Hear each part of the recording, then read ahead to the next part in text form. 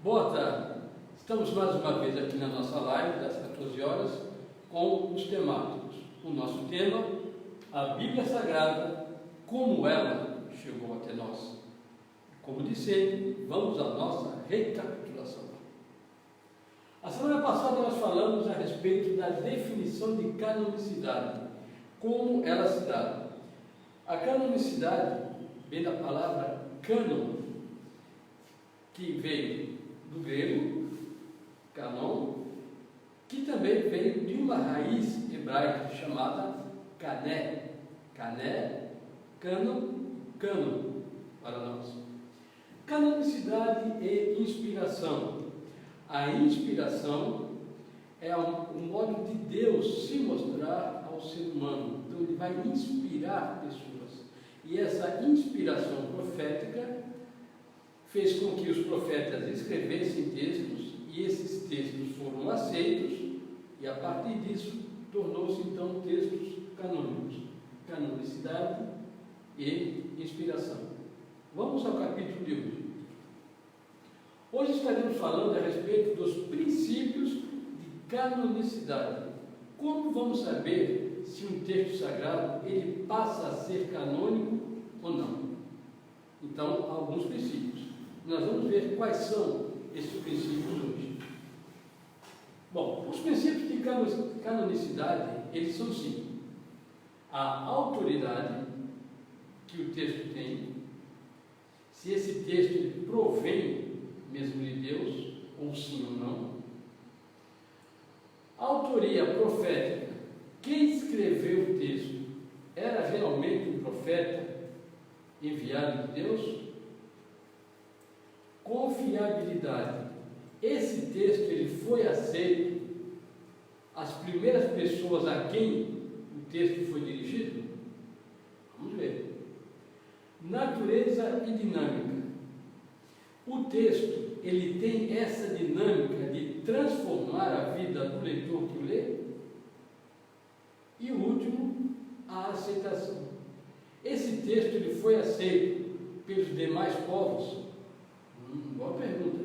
Então estes são os princípios de canonicidade.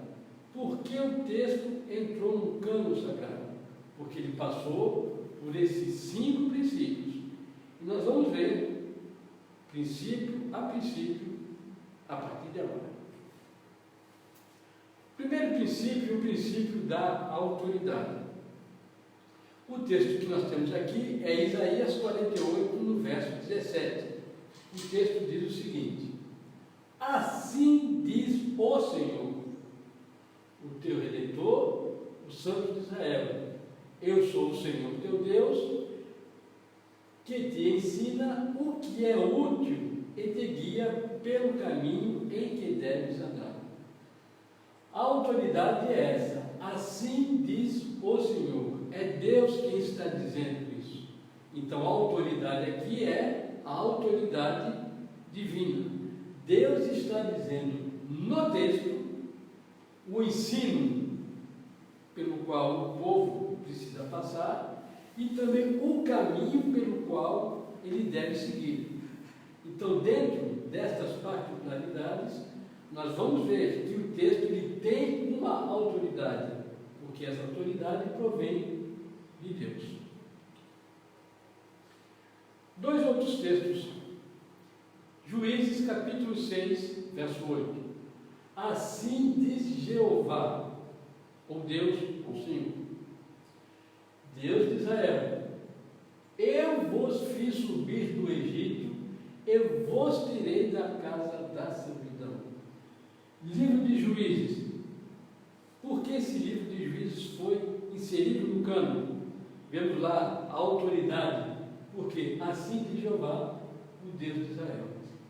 Então, com esse texto aqui, eu percebo que o livro de Juízes ele tem uma autoridade. A autoridade aí é a pessoa de Deus. Assim como também o profeta Zacarias. A palavra do Senhor veio a mim dizendo. Então o início do capítulo 6, aqui Zacarias, está dizendo o seguinte: a palavra do Senhor veio a mim dizendo. Então, o texto do livro de Zacarias, nós percebemos que ele tem uma autoridade para entrar no cano. Por quê? Porque foi a palavra do Senhor dirigida ao profeta Zacarias, ou seja, tudo que ele escreveu no livro provém do Senhor. Então, para nós podemos colocar um texto no cano, estamos falando a respeito do cano sagrado, Bíblia Sagrada, então nós temos aqui alguns exemplos. A autoridade, ele tem que provir da pessoa maior, no caso de Deus. Pronto. O segundo princípio é a autoridade profética, não mais a autoridade divina, mas a pessoa quem escreveu o texto. Então nós temos aqui a primeira carta do apóstolo Pedro. Sabei antes de tudo que nenhuma profecia das Escrituras é de interpretação particular, pois a profecia nunca foi produzida por vontade humana, mas homens falaram da parte de Deus, conduzidos pelo Espírito Santo. Então, o texto dessa primeira carta do apóstolo Pedro, ele está fazendo referência a todos os textos anteriores a ele. No caso, ele está citando aqui o Antigo Testamento. Sabei antes de tudo que nenhuma profecia das Escrituras, até então, o texto que eles tinham era o Antigo Testamento, as Escrituras Sagradas. Então, Pedro está dizendo, nenhum texto, nenhuma profecia que está escrito naquele texto é de interpretação particular. Ninguém fez por fazer. Então, aqui nós discutimos o processo da autoridade. Não foi interpretação particular. Então, alguém ditou, alguém disse que o texto deveria ser escrito. Pois a profecia nunca foi produzida por vontade humana, ou não foram homens que produziram o texto. Eles o escreveram, mas não produziram o texto. Mas homens falaram da parte de Deus. Aqui, novamente, a autoridade divina aqui. Da parte de Deus. E como eles produziram esse texto? Eles foram conduzidos pelo Espírito Santo do Senhor. Então aqui nós vemos a autoria profética. Não foi vontade humana. Não foi qualquer pessoa que escreveu. Profecia. Escrita então por profetas. Nós vimos em alguns programas passados que todo o escritor bíblico, todo o escritor da Bíblia Sagrada é denominado profeta, seja no Antigo quanto no Novo Testamento. Confiabilidade. Atos dos Apóstolos, capítulo 17, verso 11. Ora, estes foram mais nobres do que os que estavam em Tessalônica, porque de bom grado receberam a palavra, examinando cada dia nas Escrituras se estas coisas eram assim. Confiabilidade, eles estão recebendo o texto. E esse texto, ele é confiável? Eu devo confiar nesse texto? O que eu vou fazer? Então, olhe bem.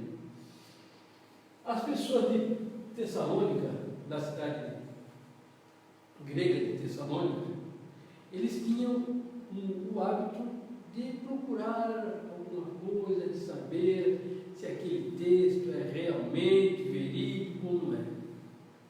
Mas agora, em Bereia, a coisa mudou. Por quê? Porque eles vão receber a palavra, certo? Assim como os de Tessalônica. Mas eles vão fazer algo a mais do que os tessalonicenses. Os bereanos, eles vão examinar dia a dia nas Escrituras. Olha só, será que eu devo aceitar isso mesmo? Será que esse texto é confiável mesmo? Como é que eu vou saber se o texto é confiável? Quando vou examinar no texto básico. Então eu posso escrever um livro intitulado A Vontade de Deus. E você pode comprar, confiar em mim, o escritor é bom, eu conheço ele.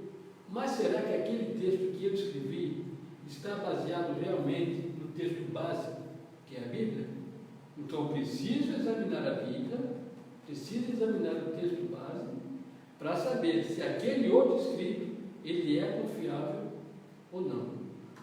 Nessa época do Novo Testamento, então eles usavam como base as escrituras do Antigo Testamento, a Torá, os Salmos, os Profetas. Natureza dinâmica. Hebreus capítulo 4, verso 12. Pois a palavra de Deus é viva e eficaz, é mais cortante que qualquer espada de 2 gumes, e que penetra até a divisão de alma e espírito, e de juntas e medulas, e pronta para discernir as disposições e pensamentos do coração. Natureza dinâmica. A palavra, o texto, ele tem uma ação de transformar a vida daquele que lê. Olhe bem, a palavra de Deus é viva e eficaz. Então ele já tem uma dinâmica aqui, por ela ser viva, é uma palavra viva e eficaz, porque ele tem ação sobre a pessoa que lê. Penetra, ação contínua, penetrar, discernir, olha o verbo aqui, então ele muda a vida da pessoa, discernir as disposições e pensamentos do coração. Então ele faz uma transformação na vida daquele que o lê, ou uma transformação benigna ou maligna, mas que há transformação sobre a pessoa que lê o texto sagrado, o cânon, que há transformação. Então a natureza dinâmica. Então o autor de Hebreus está dizendo que a palavra de Deus, o conjunto do cânon sagrado, ele é vivo e eficaz. Aceitação. Segunda carta de Pedro, capítulo 3. E teve por salvação a longanimidade de nosso Senhor, como igualmente o nosso amado irmão Paulo vos escreveu segundo a sabedoria que lhe foi dada, ao falar acerca destes assuntos, como, de fato, costuma fazer em todas as suas epístolas. Aceitação. No caso aqui de Pedro, ele está citando as epístolas de Paulo. Segundo a sabedoria que lhe foi dada. Então, Pedro está dizendo que essa sabedoria dada a Paulo provém de Deus. Falar acerca desses assuntos, como de fato costuma fazer em todas as suas epístolas. A aceitação das epístolas de Paulo diante da igreja. Então, Pedro está chamando a atenção das epístolas que Paulo escreveu, dirigido às igrejas. Lá foram aceitas. Então, ele está dizendo, assim como as cartas de Paulo, as epístolas de Paulo, são aceitas na igreja, então todo esse ensino é um ensino verídico. Então há aceitação, houve aceitação das igrejas ao receberem as epístolas de Paulo. Na semana que vem estaremos falando a respeito do cânon do Antigo Testamento, como se formou o cânon do Antigo Testamento. Tenham todos um ótimo dia na presença do Senhor Jesus.